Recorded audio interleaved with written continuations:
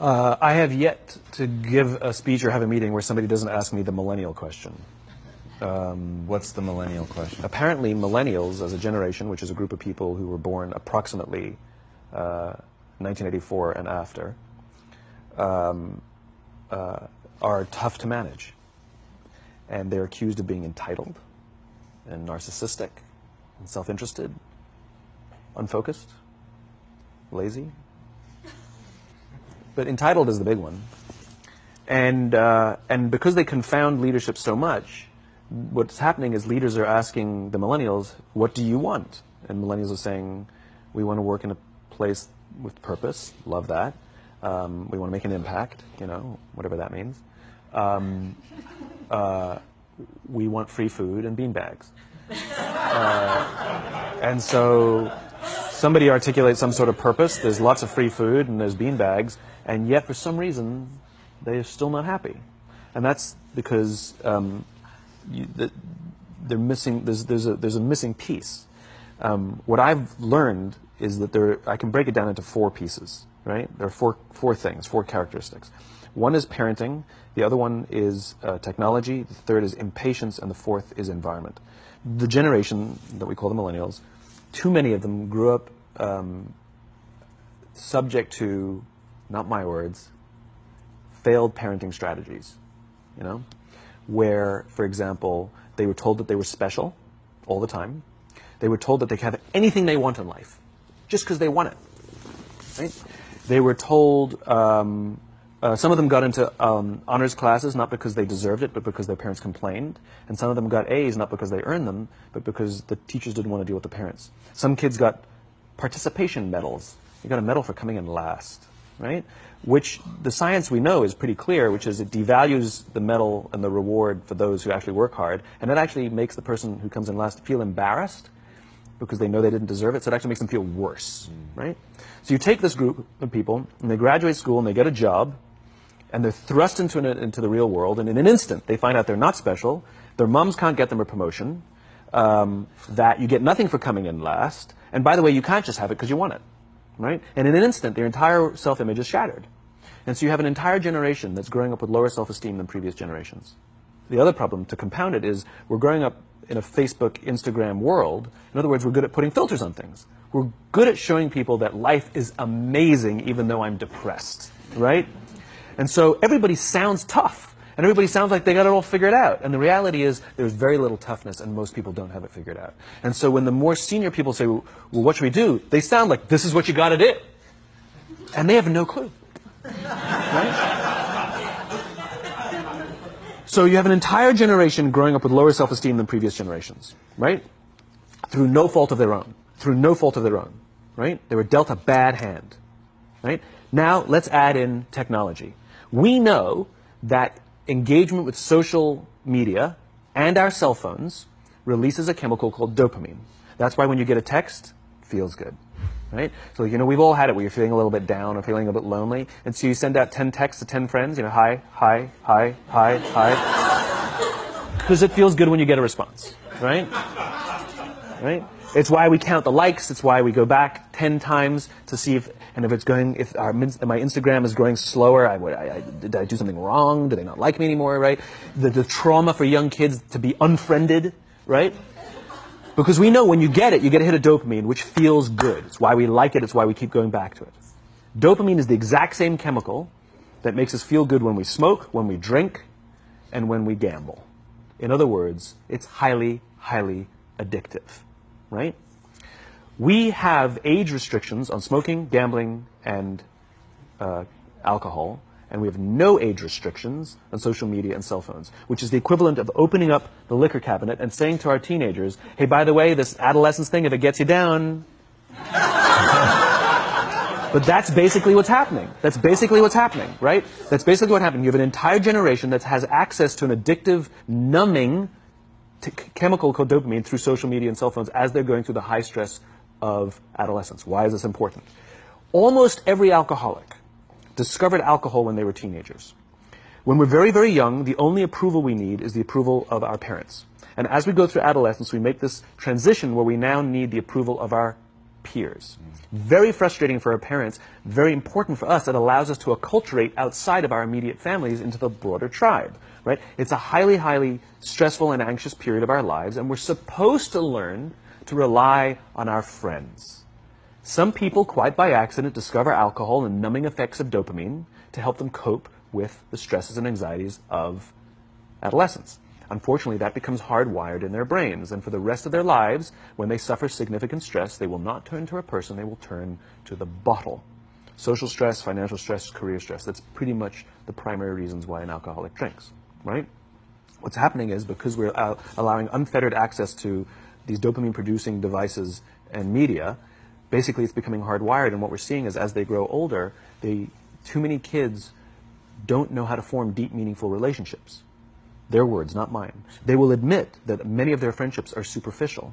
They will admit that their friends, that they don't count on their friends, they don't rely on their friends, they have fun with their friends, but they also know that their friends will cancel on them if something better comes along. Deep, meaningful relationships are not there because they never practice the skill set, and worse, they don't have the coping mechanisms to deal with stress. So when significant stress starts to show up in their lives, they're not turning to a person, they're turning to a device, they're turning to social media, they're turning to these things which offer temporary relief. We know, the science is clear, we know that people who spend more time on Facebook suffer higher rates of depression than people who spend less time on Facebook, right? These things balance. Alcohol is not bad, too much alcohol is bad. Gambling is fun, too much gambling is dangerous, right? There's nothing wrong with social media and cell phones. It's the imbalance, right? If you're sitting at dinner with your friends and you're texting somebody who's not there, that's a problem. That's an addiction.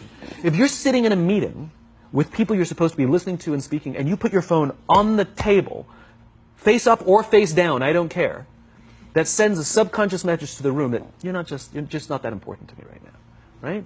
That's what happens. And the fact that you cannot put it away is because you are addicted, right? If you wake up and you check your phone before you say good morning to your girlfriend, boyfriend, or spouse, you have an addiction. And like all addiction, in time, it'll destroy relationships, it'll cost time, and it'll cost money, and it'll make your life worse, right? So you have a generation growing up with lower self-esteem that doesn't have the coping mechanisms to deal with stress, right? Now you add in the sense of impatience, right? They've grown up in a world of instant gratification. You want to buy something, you go on Amazon, it arrives the next day. You want to watch a movie? Log on and watch a movie. You don't check movie times. You want to watch a TV show? Binge. You don't even have to wait week to week to week, right? I know people who skip seasons just so they can binge at the end of the season, right? Instant gratification. You want to go on a date? You don't even have to learn how to be like, hey. You don't even have to learn and practice that skill. You don't have to be the uncomfortable one who says yes when you mean no and says no when you mean no and yes when you... You don't have to swipe right. Bang, I'm a stud. Right? You don't have to learn the social and coping mechanisms, right? Everything you want, you can have instantaneously. Everything you want, instant gratification. Except job satisfaction and strength of relationships, there ain't no app for that. They are slow, meandering, uncomfortable, messy processes. And so I keep meeting these wonderful, fantastic, idealistic, hardworking, smart kids. They've just graduated school. They're in their entry-level job. I sit down with them and I go, how's it going? They go, I think I'm going to quit. I'm like, why? They're like, I'm not making an impact. I'm like, you've been here 8 months. You know? It's as if they're standing at the foot of a mountain, and they have this abstract concept called impact that they want to have in the world, which is the summit. What they don't see is the mountain. I don't care if you go up the mountain quickly or slowly, but there's still a mountain. And so what this young generation needs to learn is patience. That some things that really, really matter, like love, or job fulfillment, joy, love of life, self-confidence, a skill set, any of these things, all of these things take time. Sometimes you can expedite pieces of it, but the overall journey is arduous and long and difficult. And if you don't ask for help and learn that skill set, you will fall off the mountain, or you will, the worst case scenario, and we're already seeing it, the worst case scenario is we're seeing an increase in suicide rates, we're seeing an increase in this generation, we're seeing an increase in accidental deaths due to drug overdoses, we're seeing more and more kids drop out of school or take leaves of absence due to depression. Unheard of. These are all, this is really bad. The best case scenario, those are all bad cases, right? The best case scenario is you'll have an entire population growing up and going through life and just never really finding joy. They'll never really find deep fulfillment in work or in life. They'll just waft through life and it'll be just, it's fine. How's your job? It's fine. It's the same as yesterday. How's your relationship? It's fine. Like that's the best case scenario. Which leads me to the fourth point, which is environment. Which is we're taking this amazing group of young, fantastic kids who are just dealt a bad hand. It's no fault of their own. And we put them in corporate environments that care more about the numbers than they do about the kids. They care more about the short-term gains than the long-term life of this young human being.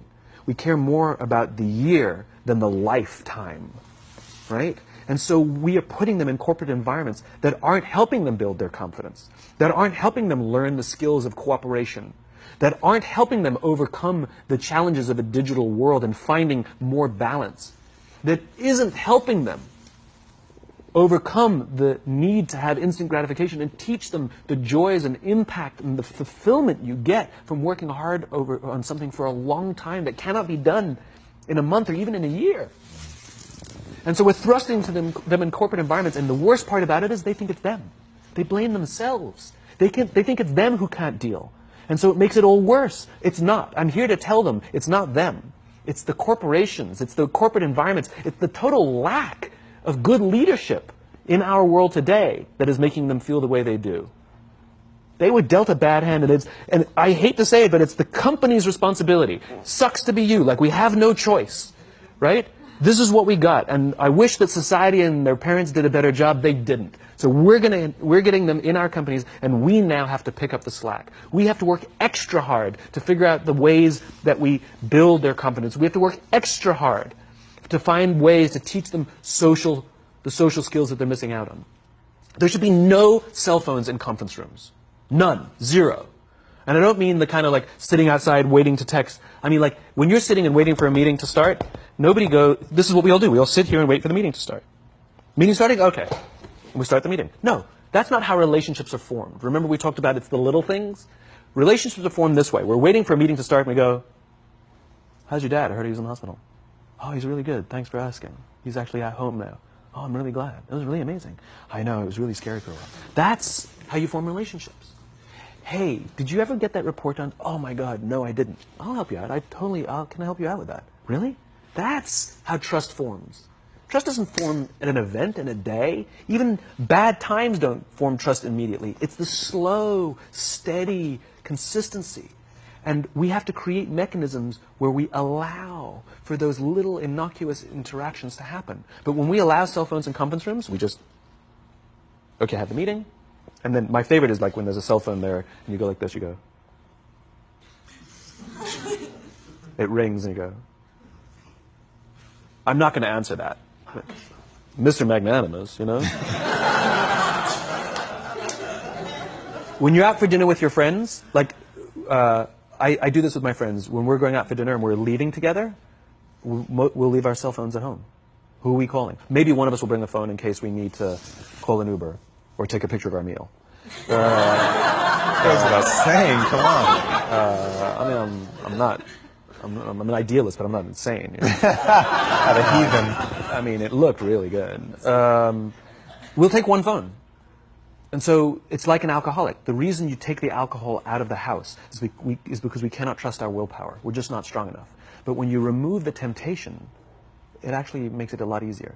And so when you just say, don't check your phone, people literally will go like this. And somebody will go to the bathroom, and what's the first thing we do? Because I wouldn't want to look around the restaurant for a minute and a half, you know? But if you don't have the phone, you just kind of enjoy the world. And that's where ideas happen. The constant engagement is not where you have innovation and ideas. Ideas happen when our minds wander and we go, and you see something, I bet they could do that. That's called innovation, right? But we're taking away all those little moments, right? You should not, and none of us should charge our phones by our beds. We should be charging our phones in the living rooms, right? Remove the temptation. You wake up in the middle of the night because you can't sleep, you won't check your phone, which makes it worse. But if it's in the living room, it's relaxed, it's fine. But it's my alarm clock. Buy an alarm clock. They cost $8, right? I'll buy you an alarm, right? But the point is we now in industry, whether we like it or not, we don't get a choice. We now have a responsibility to make up the shortfall and to help this amazing, idealistic, fantastic generation build their confidence, learn patience, learn the social skills, find a better balance between life and technology. Because, quite frankly, it's the right thing to do.